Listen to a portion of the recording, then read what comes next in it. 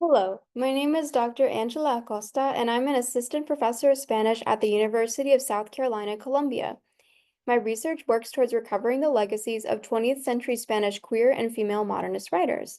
I have published on female life writing, poetry, and literary personas in Persona Studies, Ámbitos Feministas, and Feminist Modernist Studies. I am co-editor with Dr. Rebecca Haidt for a fall 2024 special issue of Feminist Modernist Studies on Spanish Sapphic modernity. My book chapter on homages to La Sin Sombrero is forthcoming in New Approaches to Women's Cultural Activity in Early 20th Century Iberia. Translation, collaboration, mediation. Today I will be presenting my project titled Transatlantic Educational Journeys, Conviviality, and the Residencia de Señoritas. In a 1921 interview with the Smith College Weekly, Carmen Castilla speaks highly of her formative years at Madrid's Residencia de Señoritas, an unmarried young woman's residence, and her year abroad in the United States. Writing in English that I lived at the Residencia from its foundation in 1915 until 1920, and I am grateful to it, not only for the advantages it provided for me in Spain, but also for the opportunity it gave me to come here to the United States and to Smith College, for I am very happy and shall always remember my year among American students with great pleasure. Castilla's year at Smith College, documented in her diary of a trip to the United States, a year at Smith College 1921 to 1922, represents one of many such successful transatlantic exchanges undertaken by Spanish and American women in the years prior to the Spanish Civil War. In this photo, we see Carmen Castilla on the left, next to fellow residents at the Residencia de Señoritas, including Juana Moreno, who would also attend Smith College as an exchange student. From pamphlets advertising scholarships for Spanish women with English proficiency to study at American historically women's colleges to the Smith College Junior Year in Spain program organized by Smith Spanish professor Caroline Borland, Hispanic studies in the United States and Spain benefited immensely from the proliferation of women's educational opportunities. In this presentation, I propose a transatlantic collaborative imaginary for approaching the development of Hispanic studies teaching and research during the first third of the 20th century to account for female students and scholars seldom included in canonical configurations of the Spanish avant-garde. Feminist scholars of life writing and archives have pushed back against what Carol Gerson describes as the archive as a neutral zone, to find resonances of women's lives outside of institutional collections. When faced with challenges in developing a narrative about women's lives, collaborations, and political commitments, modernist scholars like Melanie Messier remind us that, I quote, "Sometimes what we think of as our fractured, fragmented archives are the remnants of intentional collections that have not, for whatever reason, been preserved or understood as such. And sometimes these archives have stories of their own." End quote. Telling the story of the development of Hispanic studies in the United States within a transatlantic collaborative imaginary allows me to account for a greater diversity of genders and genres not yet included in archival finding aids. From the development of the dormitories and classes at the Residencia de Señoritas to Spaniards who studied abroad in the United States, to American Hispanists who taught the writings of and interacted with Generation 1927 poets like Jorge Guillen, transatlantic dialogue between students and their academic and literary contemporaries helped to conceive of Spanish Krausism and scientific development as a collaborative practice. Here on screen, we see the residence of the Residencia de Señoritas outside of the Residencia de Estudiantes, students' residence, on Pinar Street in Madrid.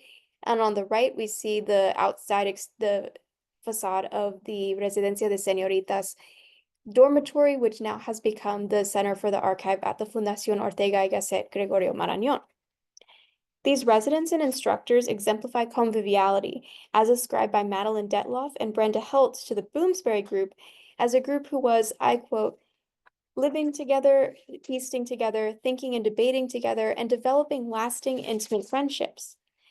In what follows, I will discuss the Residencia de Señoritas and Carmen Castilla's year abroad at Smith College, documented in her diary, along with Margarita Marquez's 2023 exhibit about the Residencia de Señoritas as a driving force of equality, to demonstrate how women and men worked and lived collaboratively to advance science and social change during the 1920s and 1930s. The Residencia de Señoritas, pictured on screen, was founded in 1915 and directed by María de Maeztu to provide social and educational support for women and their families with the goal of making university education accessible for Spanish women like Juana Moreno and Carmen Castilla.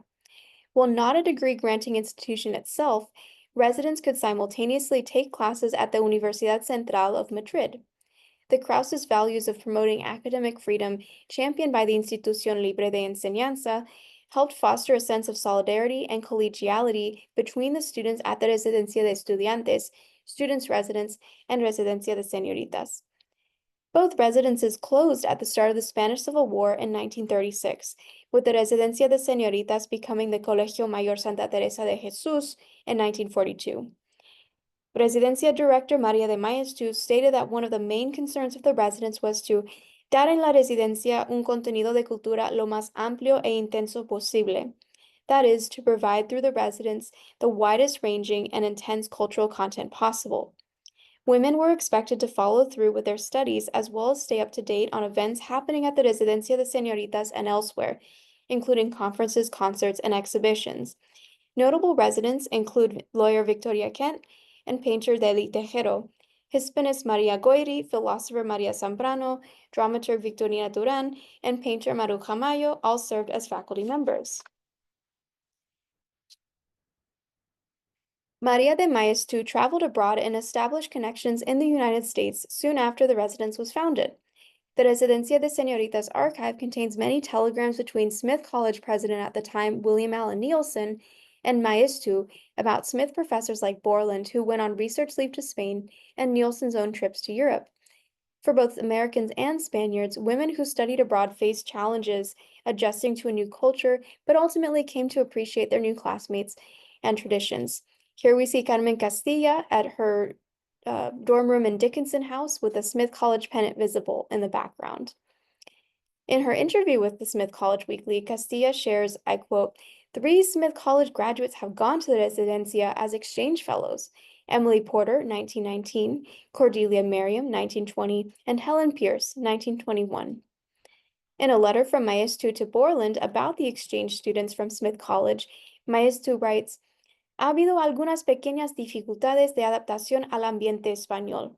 There have been several challenges in adapting to the Spanish environment, but she remained optimistic that they would be able to overcome these cultural differences. Carmen Castilla likewise felt homesick and unsure of some of the cultural customs in the Northeast United States, but many of her new classmates, including other foreign exchange students, were keen on meeting her."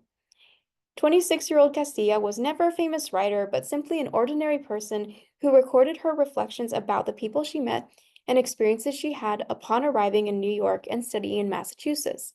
On October 4th, 1921, Castilla wrote that she would give Spanish conversation lessons twice a week to 5 or 6 students, though they weren't learning as much as she'd hoped. She laments, "Hay ratos que pienso que no existo.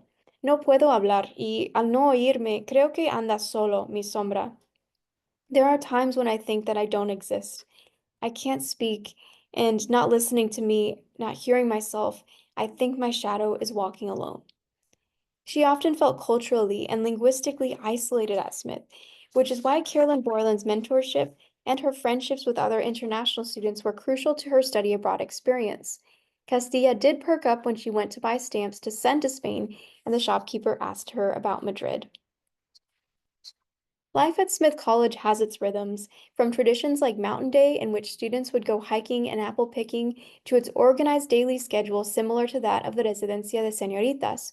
For example, on December 7th, 1921, students would attend chapel at 8:30 a.m., followed by classes in a laboratory section.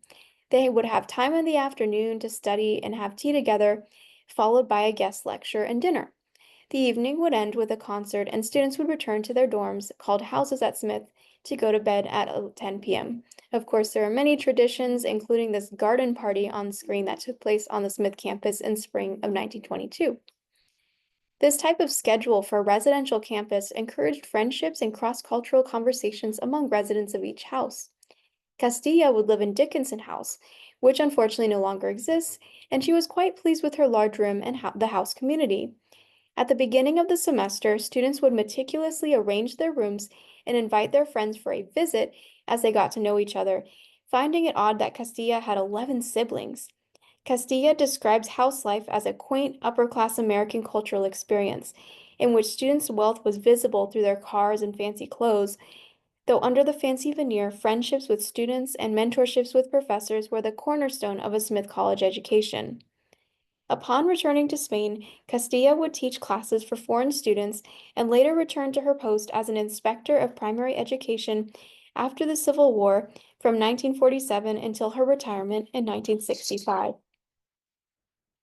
Margarita Marquez's exhibit, The Driving Force of Equality, The Young Woman's Residence, 1915 to 1936, which ran from January 2023 through September 2023, brings together the spaces, people, and collaborations that define the Residencia de Señoritas as an intellectual institution. The exhibit takes documents and artifacts from the archives of the Residencia de Señoritas to recreate women's formative studies and relationships for the centennial celebration of this avant-garde institution.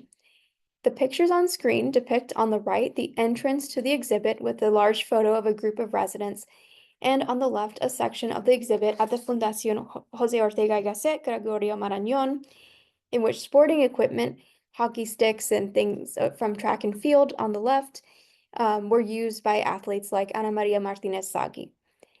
The exhibit walks visitors through daily life at the Residencia de Señoritas, such as the obligatory new resident meeting with María de Maeztu, teas, guest lectures, and rules about using the library. Among the lists of student enrollment, Marquez Padorno's exhibit highlights the possibilities for women to achieve social advancement amidst the expectations and requirements for study at the residence. The accompanying podcast for the exhibit tells the story of a fictitious resident and cultural mediator by the name of Olympia Argüelles Smith, who arrives in Madrid in 1923 in honor of the 2023 centennial. Marquez's 2023 podcast on the iVox platform offers short episodes about different aspects of life at the Residencia de Señoritas to supplement the information provided at the exhibition. On the screen background, you can see Motor de Igualdad with the number of the topics listed about the arrival at the residence, meeting with María de Maeztu, the dormitories, and daily calendars. The structure of the podcast and an accompanying exhibit book published by Colección Imaginar follow the path of a fictitious resident arriving at the Residencia de Señoritas for the first time. She first meets María de Maeztu in her office to learn about the culture and responsibilities of women at the residence. If she were to go a few weeks without checking out a book from the library, a necessary process for studying, then her family would receive a letter reprimanding her for not being studious. Next, she would get situated in her dormitory and meet her roommates and register for classes.